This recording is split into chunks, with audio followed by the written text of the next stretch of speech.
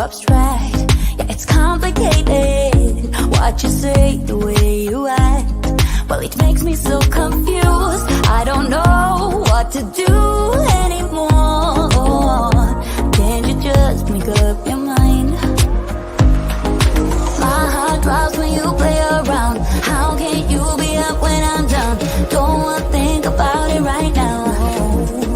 Maybe you just wanna be friends, but there's a fight when we are talking. Maybe you just wanna pretend, but I can read between the lines. Even if I can't deny that all the things you said are hurting, still wanna be with you. I think you want it too. 'Cause baby, I don't wanna be. Hello, everybody. It is lovely to be here for this live Q&A session at the Card Maker Success Summit. My name is Sarah Edwards, and I have a Cricut craft blog over at craftwithsarah.com. And if you're watching this, you've probably seen my card for the Card Maker Success Summit, which is this little Winter Wonderland card designed to be cut with a Cricut or other type of cutting machine. But it's got a little bit of a secret, because when you open it up, oh, that was the wrong way. Oh, I get very confused when I'm doing this on camera.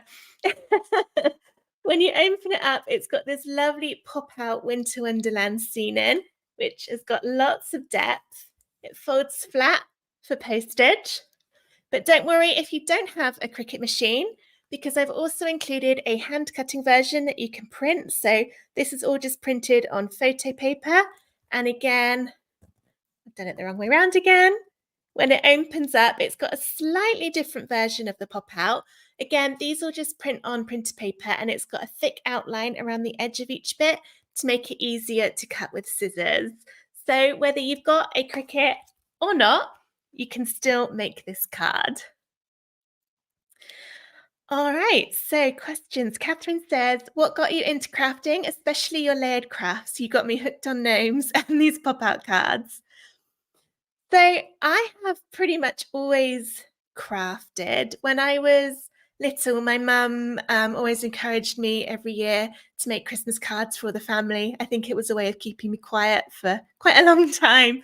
But yeah, I've always enjoyed crafting, and through university, I had a part-time job doing some design work in the craft industry. And I really enjoyed that and kind of thought one day I'd like to do that full time.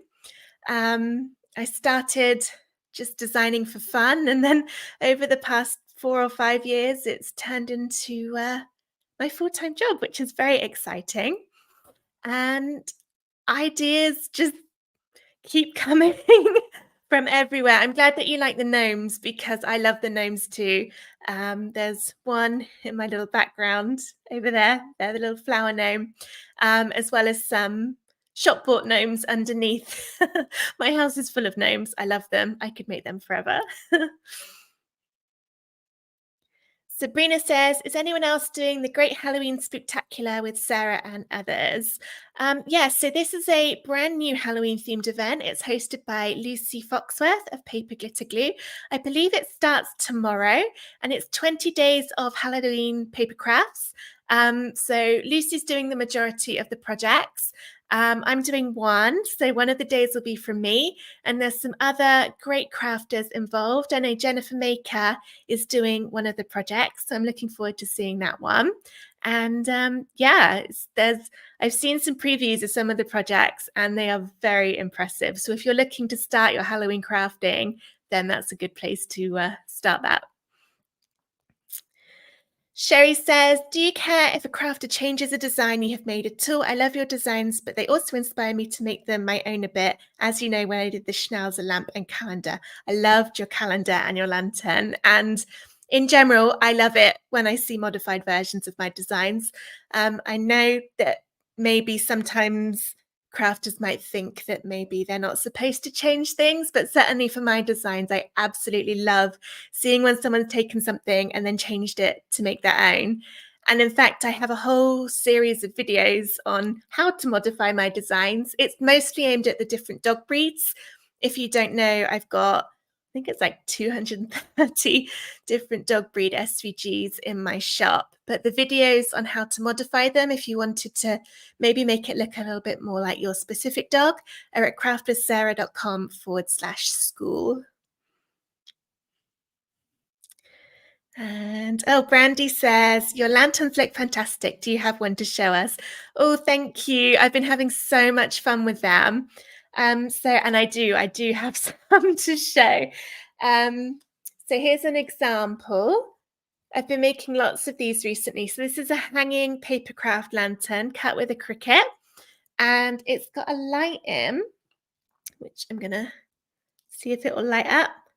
Goes all different colors, or you can put battery powered tea lights inside or LED lights. And yeah, these are really fun to make. It all slots together. So if you wanted to take it apart to store it flat at any point, you can easily take this whole structure apart, and then you've just got the layered cardstock on there. And this is actually a free design available at craftwithsarah.com. But I've been doing a range of different birds and dogs as well. And I've also got a couple of other free ones. No, that's actually the wrong one. I picked up the wrong one. This one is the Dashin design, which is new. This one's not free, but there is a very similar dog lantern that is free, and also a cat one as well. So yes, I've been having a lot of fun. Sabrina says, can you use glow-in-the-dark vinyl instead of lights for your lantern? I don't know. I think if you cut them, so how it works at the moment is within the sides, if I take one out to show you, on the back, there's tracing paper or vellum to help diffuse the light that's inside. If you maybe cut that from the vinyl, glow-in-the-dark vinyl, then it would glow through all of the patterns. It might not be that bright. I'm not sure. I've not really tried that vinyl too much, but if you give it a try, I'd love to see a picture. Yes, Ruth, I think it would work, yeah.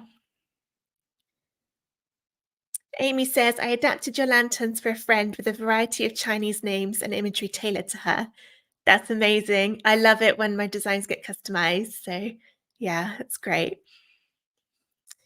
Cool.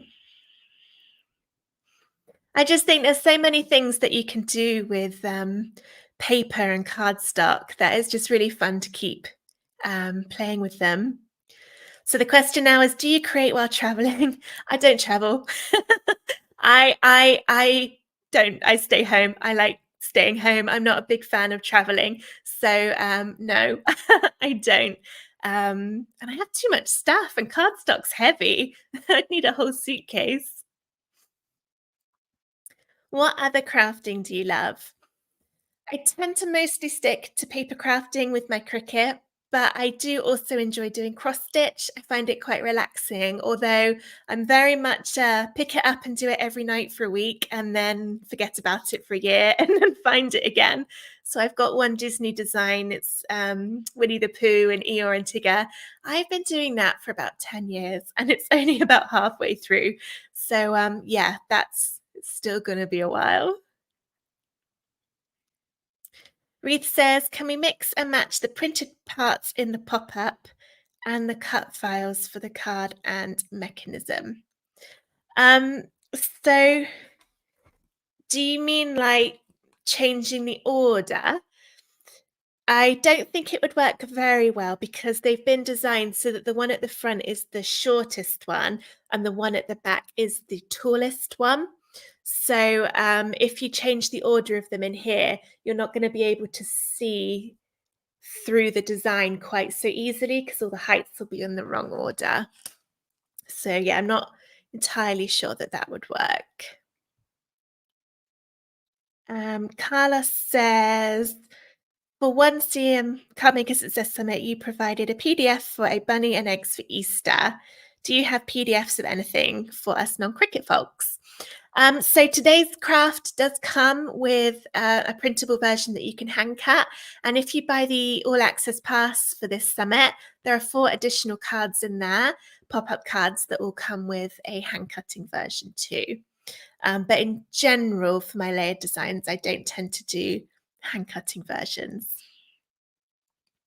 Do you have a miniature pincher lantern? No, I don't at the moment, but I'm keeping a list of all requests, so I'll make sure I add that one to it.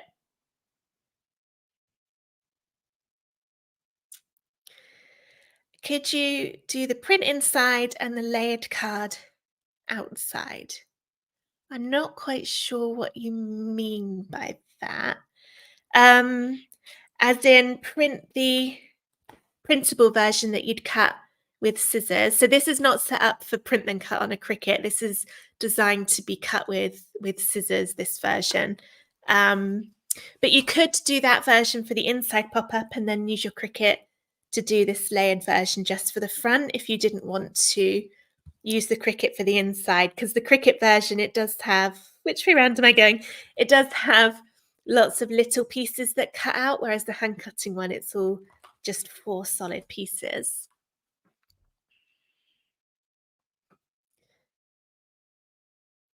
Okay, got a little break in the questions. So I thought, oh, no, Brandy. That's good. Okay, what are your favorite colors? My favorite color is teal. That's my personal favorite color. But when I'm crafting, I like purples and pinks and kind of galaxy colors. So teal comes into that a little bit as well. And I just love how they all look together. But also I do like a good neutral color palette as well.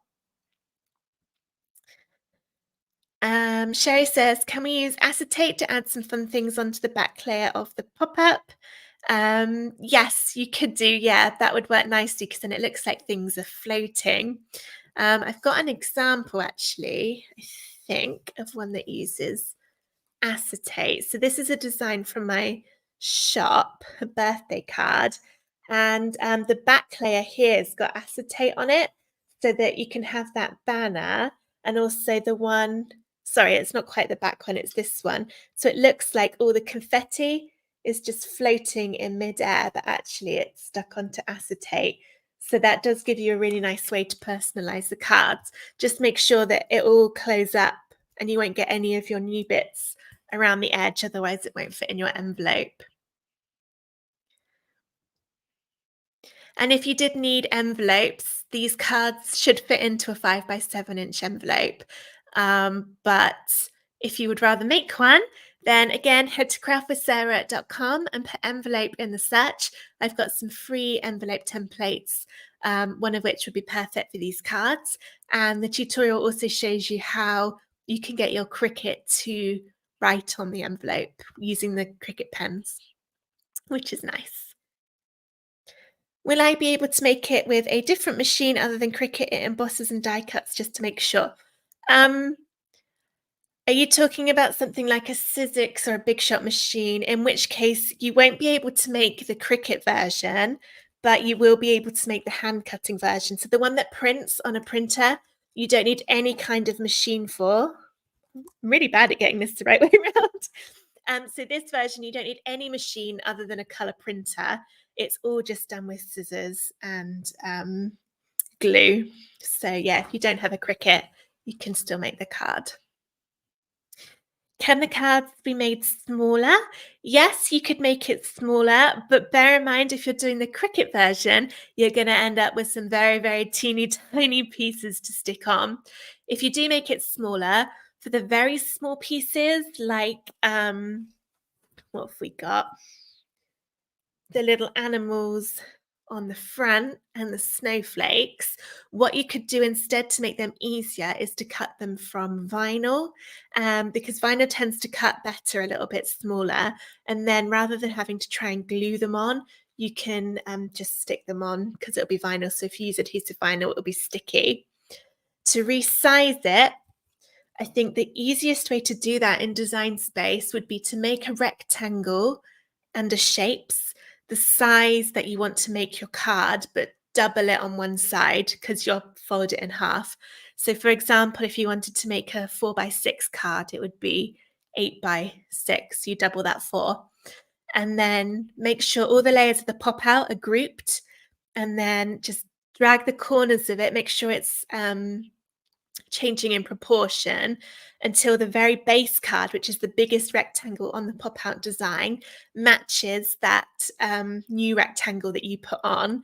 And when that's that size, it means everything else will also still fit. So that's, yeah, definitely possible if you're up for a challenge of teeny tiny cuts. What will be your next larger than Matt project from Sherry?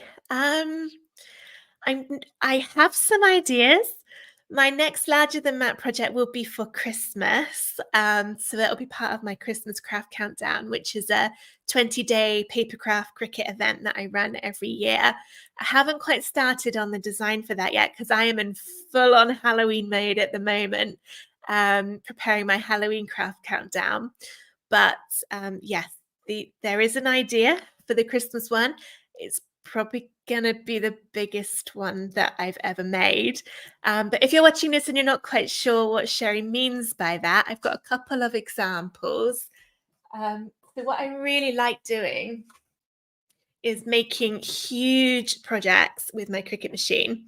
So I can't see my computer now, so I'm hoping you can actually see this.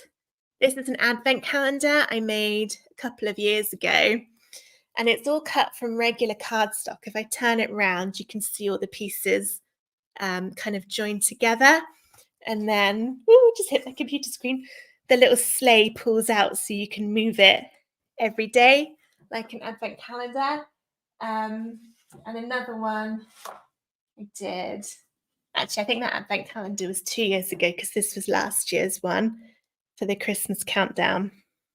So yes, this year we'll have something along these lines. I pull it back, see how big it is.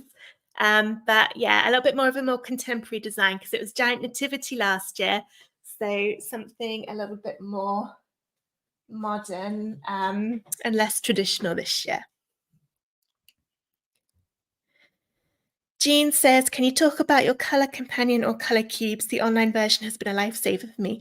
I think you might be confusing me with someone else. I have a feeling color cubes is Sarah Renee Clark. I think that's her product. So yeah, I'm afraid that's nothing to do with me.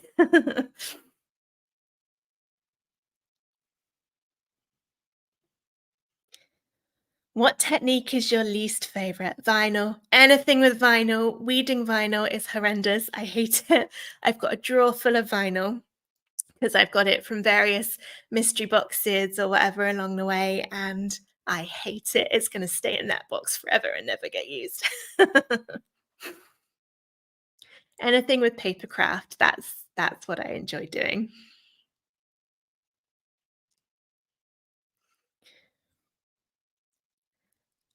Reed says, Sarah's countdown events and all her projects are brilliant. If you haven't joined one, don't miss the next one. Thank you very much. That's very kind. I'm glad you enjoy them. The Halloween craft countdown will be the next one. That's launching. Registration will open for that in, I think it's about 3 weeks. I can't remember the date off the top of my head.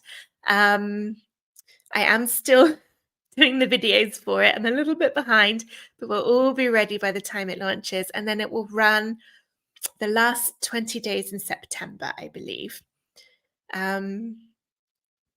Laurie says, is the nativity design you just showed available on your site? Yes, it is, but it is a paid design, so you'll find it in my shop. If you go to craftwithsarah.com/shop, and then there's a search on there. If you type nativity in, then it should come up. Sherry says, have you tried heat transfer vinyl on cardstock yet? Yes, I have tried that before and it does work quite nicely. I found you do need to press it a lot less time than if you're doing it on material because it sticks easier. And if you press it too much or too hard, I guess it's because with material, the glue sort of goes into the material, but with card, it all sort of smushes around the sides a little bit if you put too much pressure on. But yeah, I have tried it. And all right, wow, that was a very, very quick 20 minutes. So thank you very much for watching. If you have any other questions, leave them in the comments on this video and I'll get back to as many as I can. Don't forget to check out more of my free SDGs. Go to craftwithsarah.com. But for now, I hope you enjoy the rest of the videos at the Card Maker Success Summit. Thank you so much for watching. Bye!